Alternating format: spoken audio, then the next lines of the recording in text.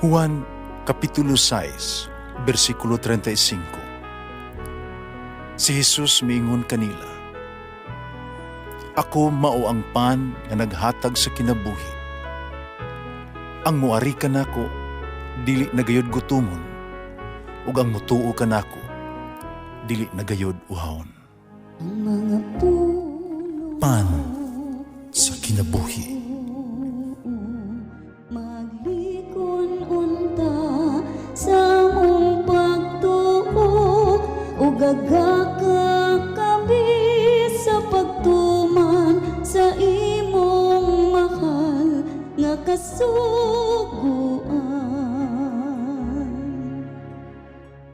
Ang Ginoo manaa kaninyo.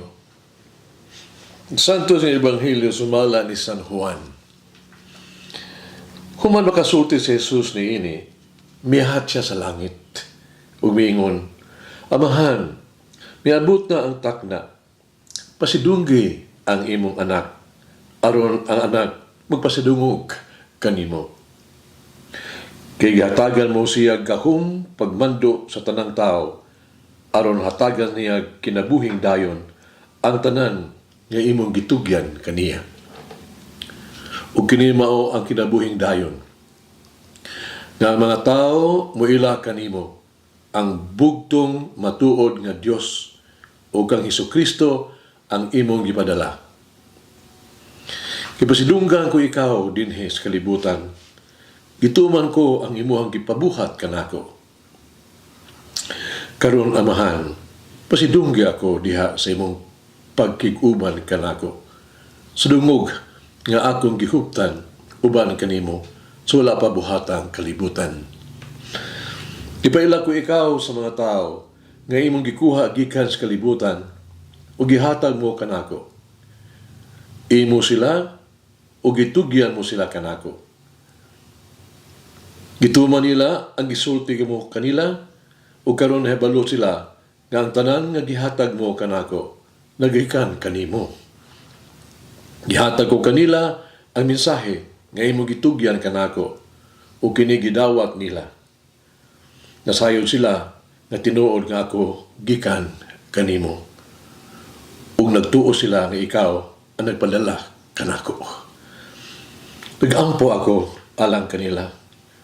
Wala ako magampo alang sa kalibutan kundi alang sa mga tao nga imo gitugyan kanako. Kaimo man sila.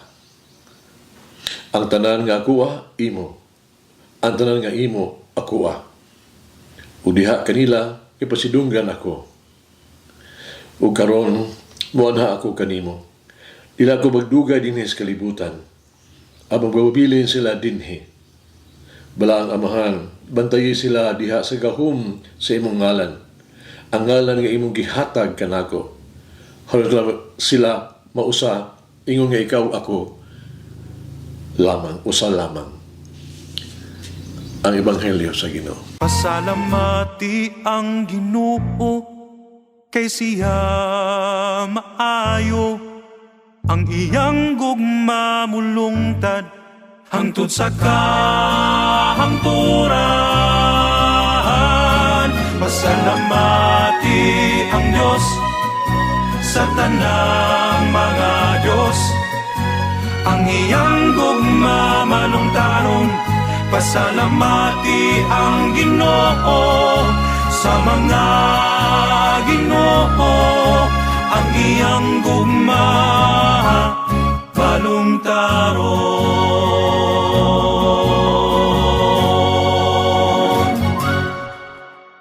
Sa usa ka gubat,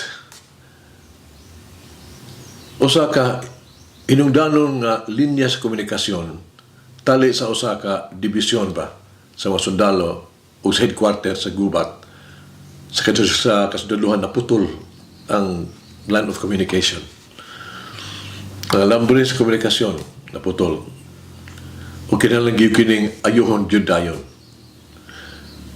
Ang problema usa ra ka tawo nga may kahibalo nga available ni adtong panahon na ug migawas siya aron pagpangitaon asang disconnection ang putol. So ikonektar kini pag-usab.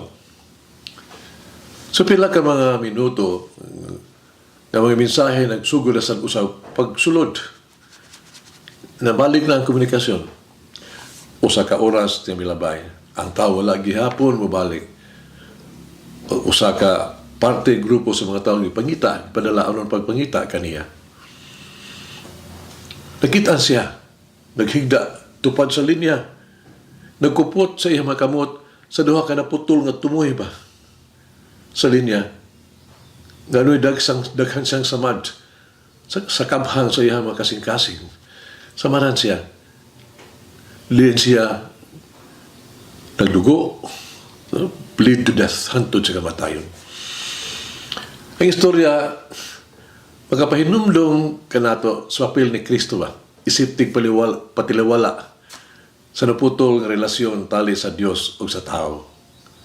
Ang mensahe sa Ebanghelyo karong adlaw ni San Juan nagpalayag ni Jesus nga nag-ampo isip high priest o labang pare.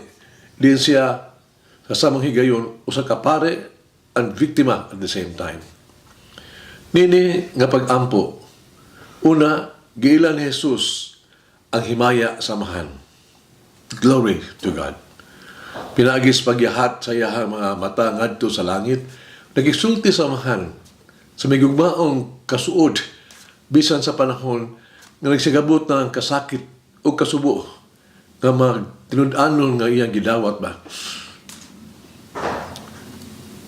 Usa-usab kini kapag ampo sa pagkonsagral alang ni adtong gihalad ang iyang halad nga mao ang mga tinun-an ni Jesus ug ang tanan nga miduol sa pagtuo ug musunod kaniya.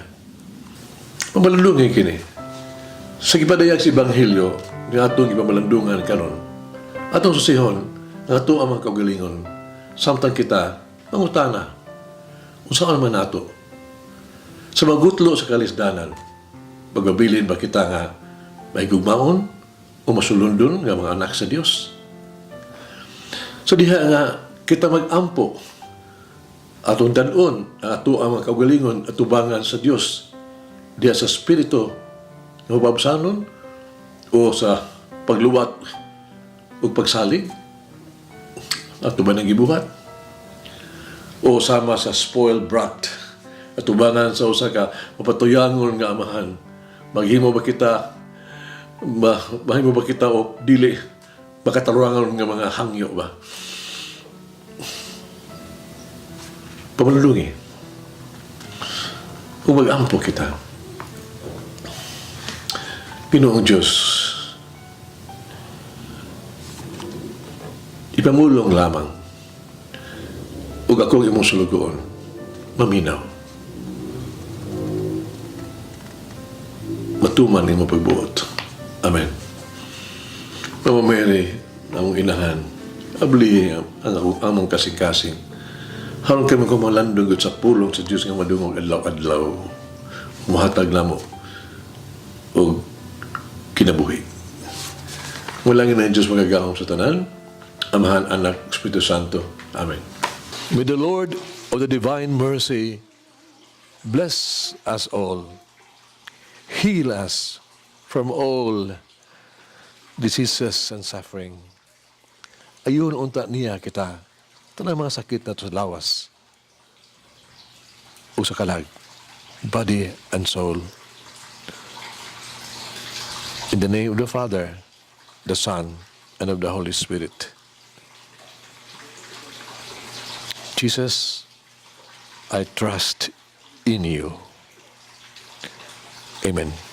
Whoever eats the bread of life will never hunger, says the Lord. Kay galaan inyong nabati ang pagpaambit ug hamubong pamalandong sa pulong sa Dios pinaagi sa tulumanon pan sa kinabuhi nga gidumala ni Monsignor Daddy Silva. Hangtod na usab sa sunod higayon, daghang salamat.